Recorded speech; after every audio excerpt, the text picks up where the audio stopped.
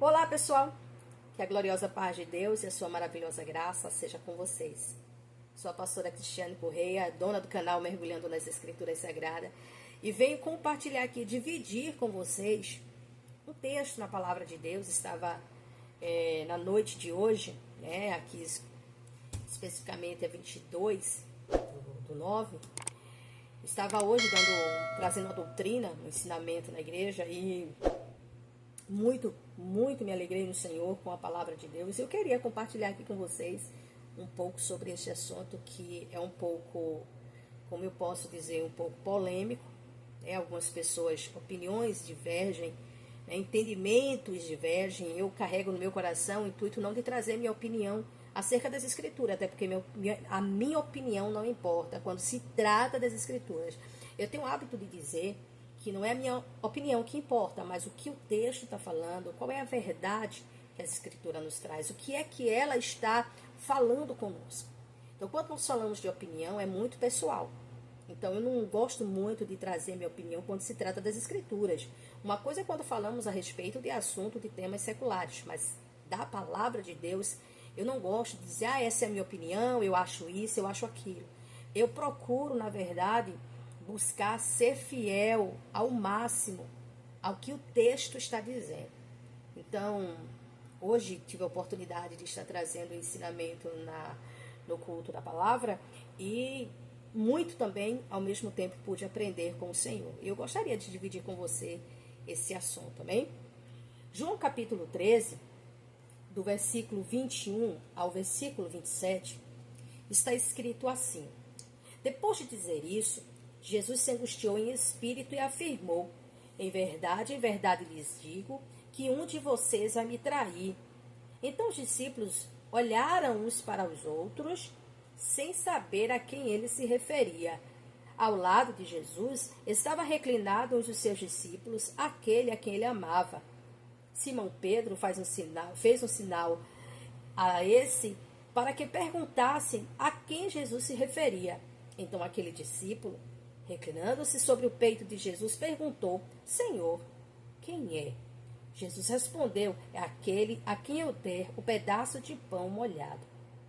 Então Jesus pegou um pedaço de pão e, tendo-o molhado, deu a Judas, filho de Simão Iscariotes.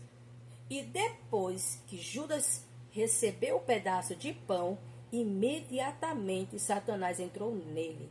Então Jesus disse a Judas: o que você pretende fazer, faça-o depressa. Quando eu olho para esse texto, já li várias vezes, já meditei várias vezes, já ministrei outras vezes, mas neste culto de hoje, no culto de ensinamento, o Senhor me abriu o entendimento, me levando a se aprofundar um pouco mais, que para a glória do Senhor fomos muito edificados, aprendemos bastante com a palavra de Deus. Eu pude aprender diante desse texto que Judas, ele tinha sido, claro, como disse o próprio Jesus na oração, porque a leitura foi em João 17, e aqui eu apenas acrescentei, porque a leitura foi em João, capítulo 17, versículos do número 9 ao número 12. E no verso 12 está escrito assim, diz assim o texto. João capítulo 17, versículo 12. Quando eu estava com eles, guardava-os no teu nome, que me deste.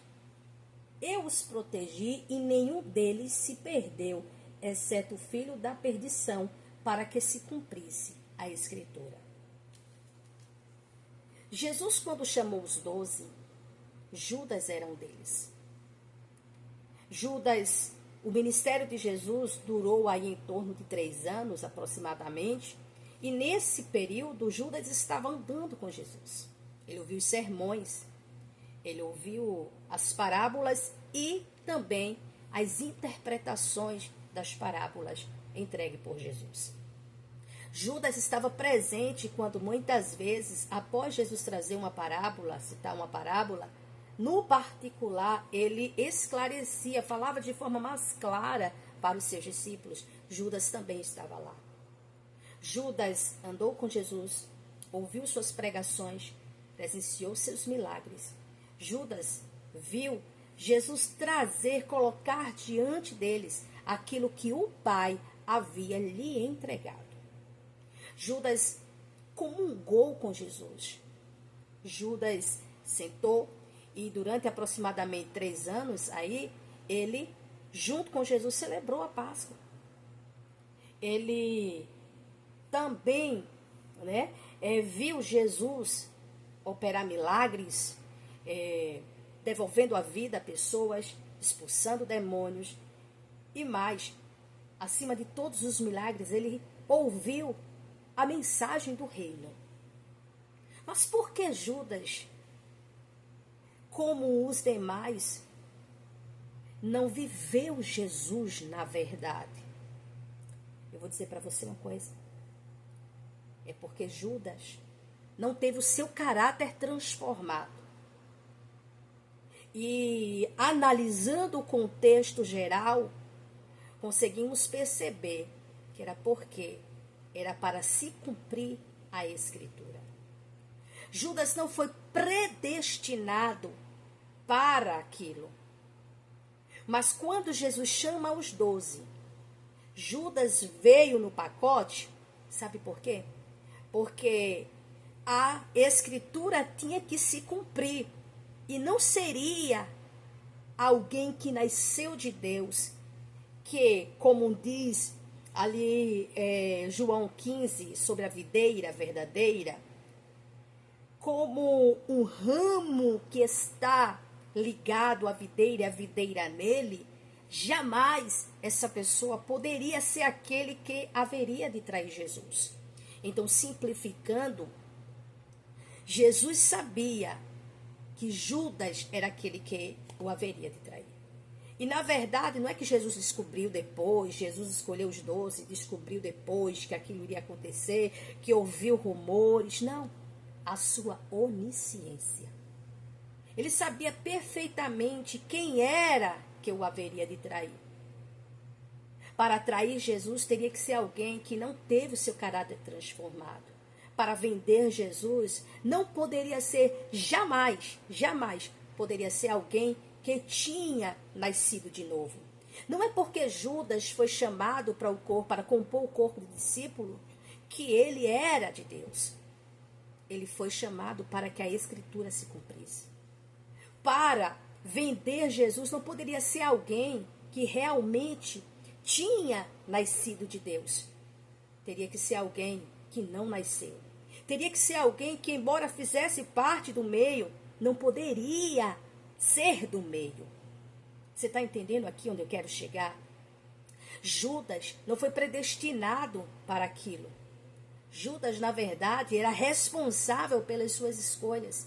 Observe bem, corrijo, o que diz João no capítulo de número 8 e o versículo de número 6. Está escrito a seguinte expressão. João, capítulo de número... Deixa eu ver aqui. Corrigindo, tá, gente? Peraí. João, capítulo de número...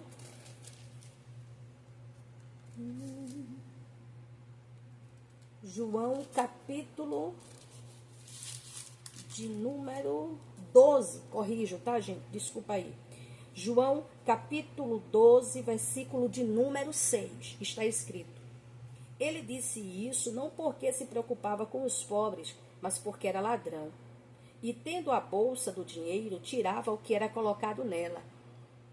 Observe que João, ele aponta um defeito de Judas, e era um defeito muito sério. Judas era avarento. Quando Jesus chamou Judas, sabia que ele seria aquele que iria o trair, aquele que iria vendê-lo.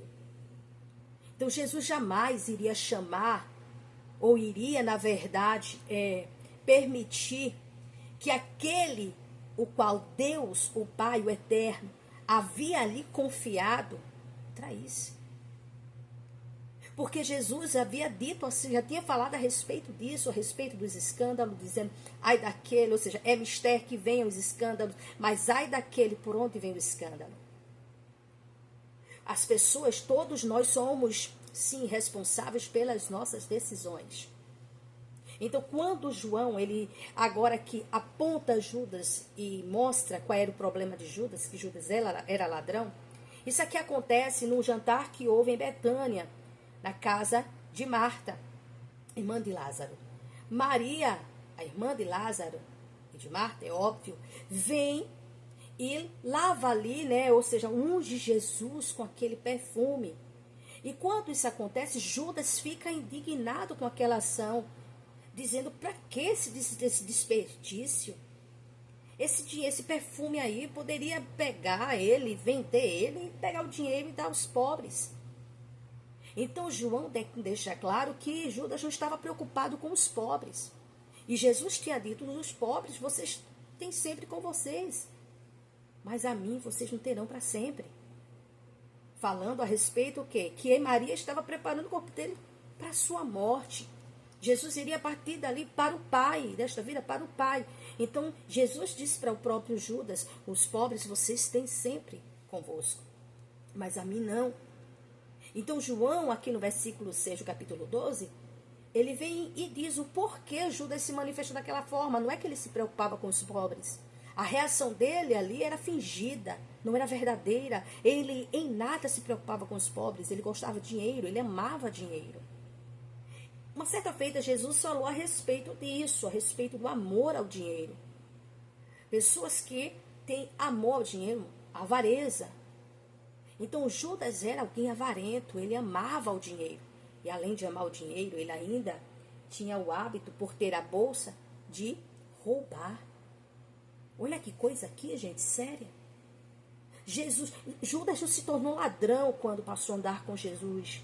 Judas não se desviou porque andava com Jesus, daqui a pouco se desviou. Não. Aquilo era Judas, aquele era o Judas. Judas andou com Jesus, ouviu a pregação, recebeu os ensinamentos, ouviu a mensagem do reino, tudo isso. Mas Judas tinha o caráter mau. Não é que Jesus falhou ao chamá-lo, mas para que se cumprisse a Escritura. Ele chamou para o corpo de discípulo aquele a quem era mau por natureza, aquele que tinha o caráter ruim. É interessante que é dono de empresa, por exemplo, não vai chamar qualquer funcionário para trabalhar. Eu duvido um empresário, sabendo que aquela pessoa é um ladrão, sabendo que aquela pessoa ali vai roubá-lo, sabendo que aquela pessoa ali em um momento, no auge, né, do sucesso da empresa, iria dar um golpe. Jamais essa pessoa o chamaria. Se alguém chegasse e fizesse um comentário dizendo, olha, eu conheço fulano, o cara fulano é bom, fulano gosta de ficar mexendo, né, tirando as coisas dos outros, não pode ver uma moedinha que já está passando a mão, já está querendo levar, não consegue ver, né, um lucro que já está querendo roubar. Se alguém chegasse para o dono da empresa e dissesse isso, ele rejeitaria com certeza esse funcionário, jamais queria na sua empresa alguém dessa natureza. Mas Jesus escolheu Judas, chamou Judas para compor o corpo de discípulos, porque sabia quem era Judas e sabia que a palavra, ou seja, que a própria palavra, a escritura iria se cumprir. Judas era aquele que eu haveria traído. Não seria Pedro, não seria João, André, Felipe, Bartolomeu, não seria Tiago, não seria nenhum dos outros discípulos, seria Judas. Jesus não falou para nenhum dos discípulos quem o haveria de trair futuramente, mas naquele dia, naquele momento, Jesus deixa claro, dá o sinal quem o haveria de trair. Quando eu olho para esse texto e vejo quem é Judas, vejo esse comportamento de Judas, sabe o que é que eu aprendo aqui e encerro a nossa reflexão? É que Satanás, ele não entra aonde o Espírito de Deus está. Preste atenção nisso aqui que eu vou falar para você. Quando Jesus repreende Satanás, lembra quando Pedro disse, ao ouvir Jesus falar que era necessário que ele fosse para Jerusalém sofrer, né, na mão dos sacerdotes, dos anciãos, do povo, das autoridades. Jesus, quando começa a falar isso, Pedro, que momentos antes tinha declarado: tu és o Cristo, o Filho do Deus vivo, olhou para Jesus e disse o seguinte: não, Senhor, isto não é para ti. Naquele momento, Jesus, olhando, disse: para trás de mim, Satanás, porque não cogitas nas coisas que são de Deus, mas nas que são dos homens. É interessante isso aqui, porque no caso de Judas, Satanás entra em Judas quando ele pega o pão. Jesus molha o pão e entrega. Assim que ele pega o pão, Satanás entra em Judas. Judas não ficou se debatendo, Judas não ficou espumando, não, de jeito nenhum. Simplesmente, Satanás só poderia entrar em Judas no momento certo. Judas tinha um coração mau, Judas tinha intenções más, Judas tinha interesses escusos. Judas, ele não foi transformado pelo evangelho do reino, não foi transformado pelas palavras de Jesus. Então escuta aí, Satanás entrou em Judas no momento certo, para que a escritura se cumprisse. Enquanto, a respeito, no contexto da fala de Pedro, quando Pedro diz: não, Senhor, isto não é para ti, o Senhor Jesus não repreende a Pedro, ele repreende Satanás. Porque Jesus sabia que aquelas palavras que Pedro estava falando não vinham de Pedro, mas que Satanás tinha colocado na mente de Pedro. Já no caso de Judas foi diferente. No caso de Judas, Satanás entrou. E quando Satanás entra em Judas, Jesus se dirige não a Satanás, mas se dirige a Judas, dizendo: vai, e o que tu tens para fazer, faze depressa. E Judas sai nas carreiras para ir vender Jesus.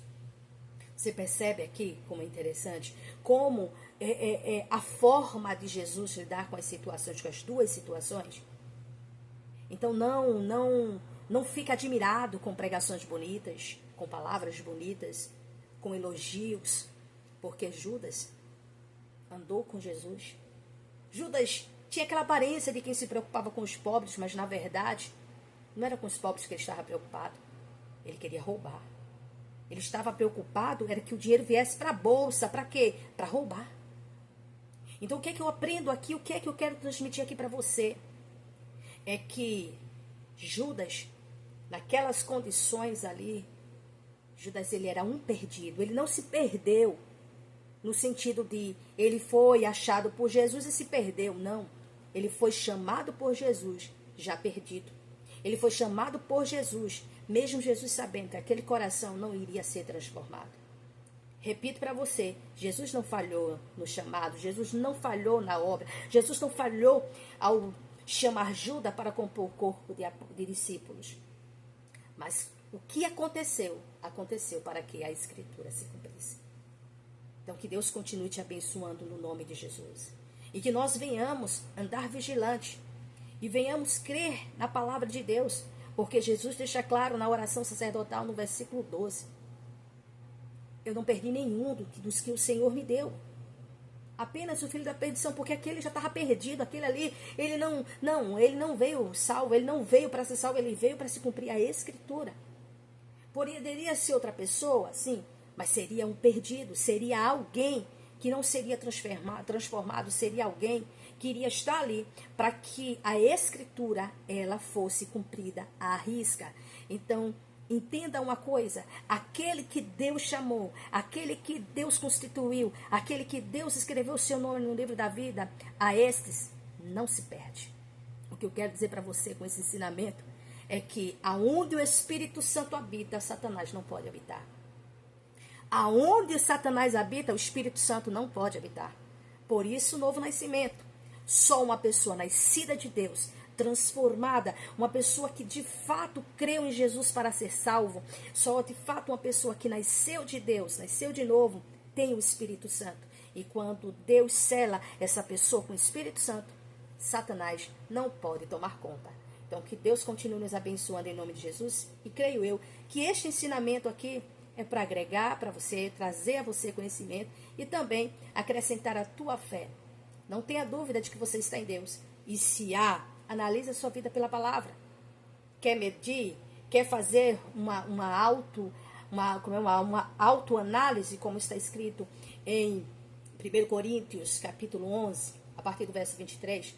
Faça essa autoanálise pela palavra. Se você está andando a palavra, está vivendo a palavra de Deus, ama a Deus, claro, quem ama a Deus vai obedecer a sua palavra.